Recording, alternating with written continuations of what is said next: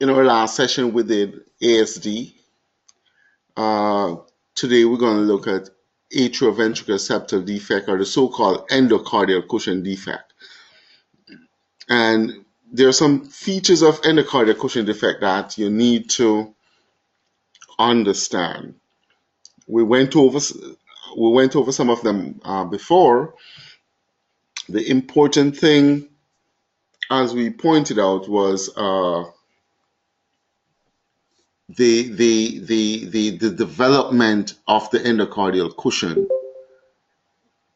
the embryonic development of the endocardial cushion. Remember what we said, the ventricular septum sort of grows towards the atrioventricular valve plane. The atrial septum grows towards the atrioventricular valve plane, and the atrioventricular valve plane comes inwards. So that's how the endocardial cushion is formed. And if you have arrested development at any stage, then you can get a combination of defects. So, just bear that in mind, and then you can work out the different type of defects. So you can have a partial endocardial cushion defect, or you can have a complete endocardial cushion defect. And with the partial atrioventricular septal defect or endocardial cushion defect, so the first thing you're going to see is the atrioventricular valve is going to be on the same plane. Remember, we always stress that to identify the right side of the heart, you're going to see that the tricuspid valve is placed lower in the ventricle than the mitral valve. When you have endocardial cushion defect or atrioventricular septal defect, the AV valve is on the same plane. With the partial endocardial cushion defect or atrioventricular septal defect, you can get just an ostium primum defect, and you might get a cleft mitral leaflet, because remember, the atrioventricular valves are usually involved in some of these processes. And because you have no restriction to blood flow into the right atrium and into the right ventricle, you'll get right heart volume overload as a result. And then you can also get the complete endocardial cushion defect or complete atrioventricular septal defect, where the endocardial cushion just failed to develop. So the patient will have an ASD, as you can work out, a VSD. They'll have a common AV valve, which is abnormal and regurgitant because the AV valve didn't complete its normal stage of development. And because you have increased blood flow in the right side of the heart, you get pulmonary hypertension. So basically, that's what you need to know about endocardial cushion defect. And you can go online, go on YouTube, and pull up and look at the different type of defect. But you have to, once the AV valve is on the same plane, think in terms of endocardial cushion defect. The other name for it is atrioventricular septal defect. All right, so ostium primum is a partial atrioventricular septal defect or endocardial cushion defect. Okay, and the difference between ostium primum defect and ostium secundum defect. Remember, with ASD, ostium secundum is more common than the ostium primum. We usually talk about antibiotic prophylaxis. You're only gonna give the patient antibiotic if they have the ostium primum defect, not the ostium secundum. Okay? Remember that. All right, so I said that's probably all you need to know about your endocardial cushion defect. But you know, look at examples, and again, if you're gonna get questions on it, the questions are not very challenging, but you have to be able to identify what's going on. Okay. All right. So, all right.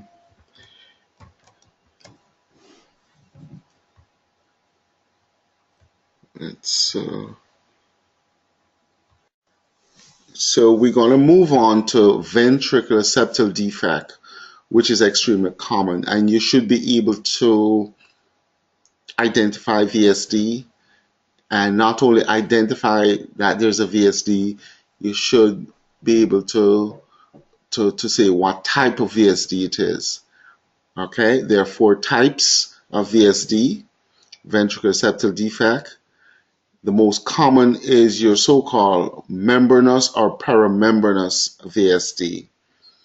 Then, um, you have the most common in children is the muscular. Uh, Remember, when you have a complete atrioventricular septal defect or endocardial cushion defect, VSD is a part of that. And then you can have what we call a supracrystal VSD, which is relatively rare. It's more common in the Asian population. So if they start talking about a Japanese male and you see something look like a VSD, they probably want you to pick out supracrystal VSD. The important thing about, all right, so when you get a VSD, as I say, it's going to be readily apparent, but you need to, they're not going to ask you if it's a VSD. They're going to want you to know what type of VSD it is. So one of the common way to identify the type of VSD is look at your short axis. So if you look at the short axis at the level of the aorta, remember your aortic valve is right there. My drawing is just atrocious. All right, so this is the aortic valve. Okay. All right, this is the aortic valve. I'll tell you what,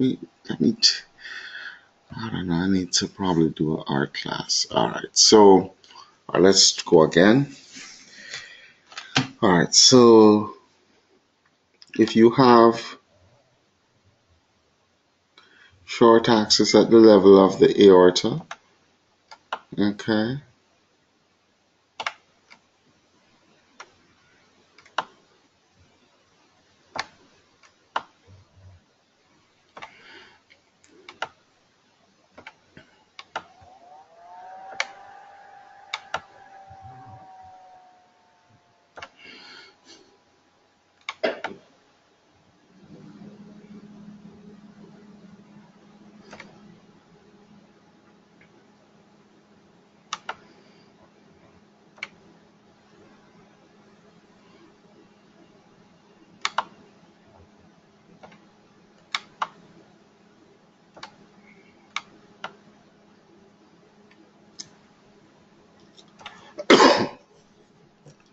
so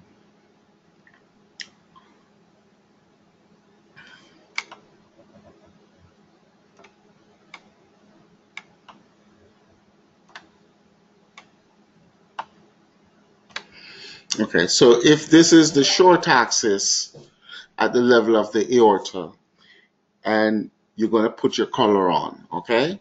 You're going to put your color on.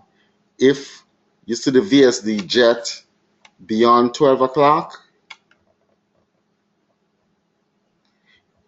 and you can see the VSD jet. If the VSD jet is beyond the 12 o'clock position, it is a supracrystal VSD.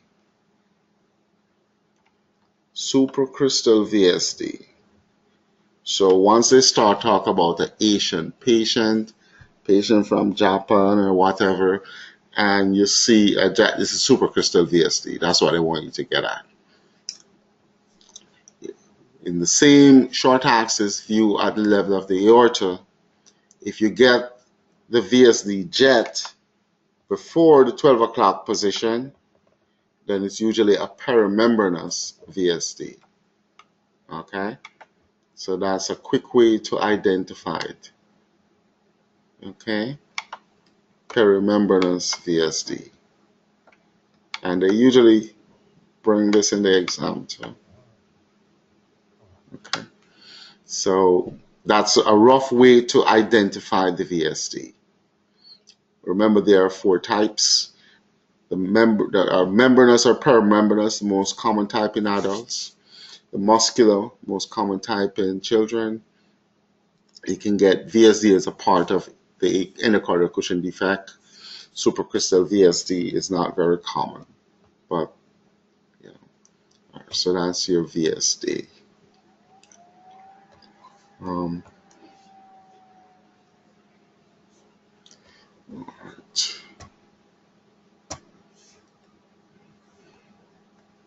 So, what are some of the signs and symptoms of VSD? If the VSD is very small, the patient is going to be relatively asymptomatic. So they're only going to be symptomatic if they have a relatively large VSD. So again, so they patient may be asymptomatic, come to the echo lab for an unrelated cause, and you pick it up. However, again, once the heart is involved, once the heart is diseased, patient going to present with shortness of breath.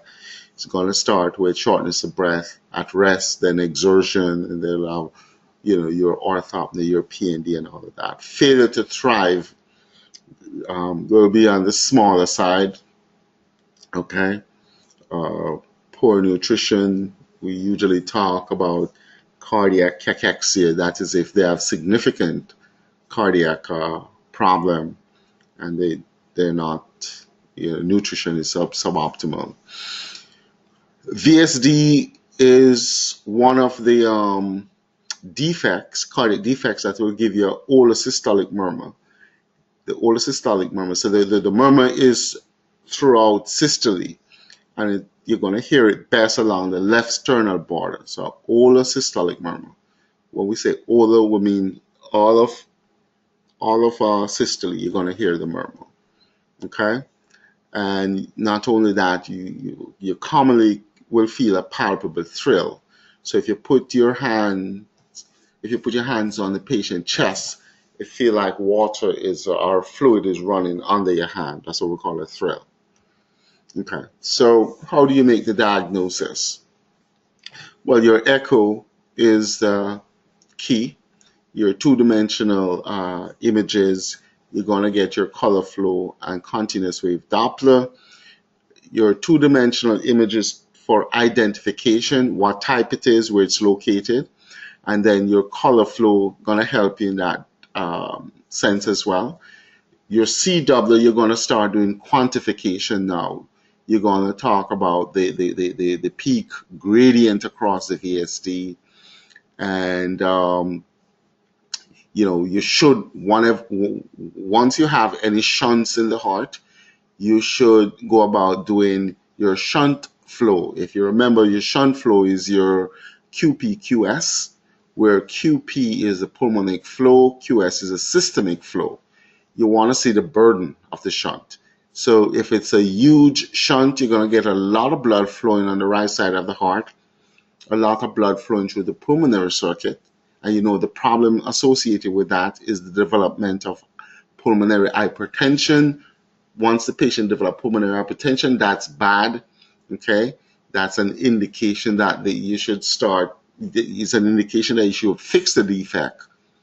So you need to calculate your QP/QS, and if that shunt flow is greater than 1.5, then it suggests significant pulmonary flow. All right, so with your two-dimensional images, you're going to assess the heart in multiple views, and of course it will show the defect. Ventricular septal defect, if it's significant, it's going to cause dilation or dilatation of the LV.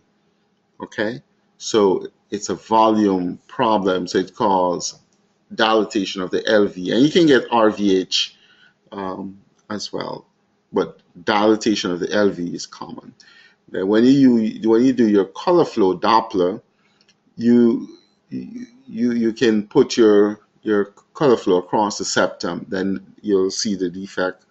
You may not see the defect, if just putting across the septum, depending on where it's located. So you want to go to the short axis, and then when you put the color across the short axis, as I mentioned before, it will differentiate between your membranous and supercritical VSD. Okay, so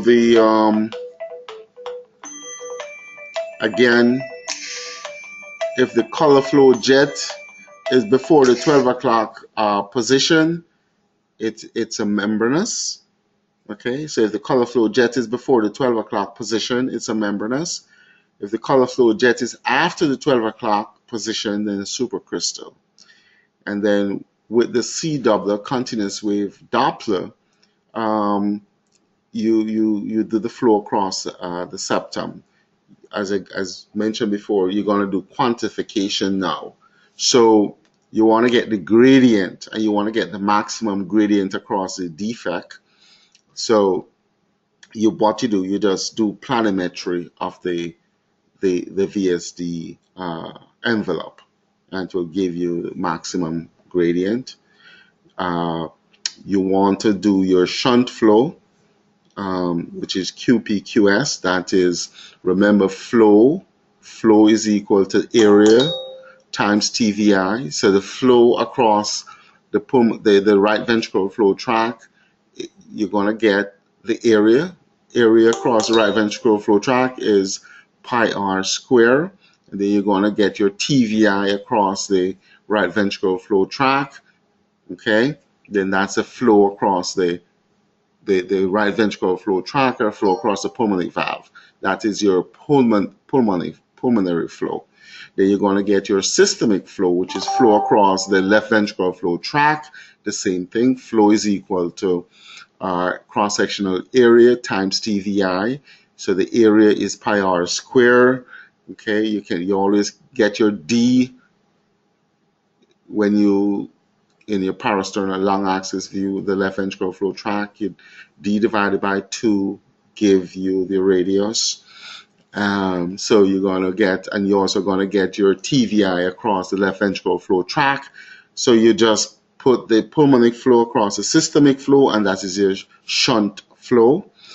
Pulmonary artery pressure measurement is also crucial, because remember what we said. I mean, if you have significant blood flow on the right side of the heart, then the pulmonary pressures are going to increase, and patients are going to develop pulmonary hypertension. So you have to look for your TR jet and calculate your pulmonary artery pressure. So this is all right. So this is a parasternal long axis view, and you can see that there's significant turbulence.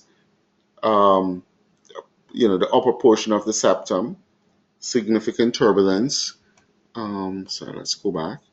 So, you can't just, you have to do multiple views in order to properly identify, the VSD.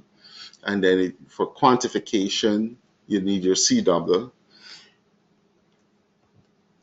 So in your parasternal short axis at the level of the aorta, you see the jet is before the 12 o'clock position. So in your report, you can say it's a membranous or perimembranous VSD, and then you do your C Doppler measurements to quantify what's going on. And then if in your 5-chamber view, you can see that there's a jet right there, okay, perimembranous VSD. Okay, so when you put your Doppler across the defect, you're gonna get, VSD envelope. And once you do planimetry, it's gonna give you the maximum velocity and the maximum gradient. Okay.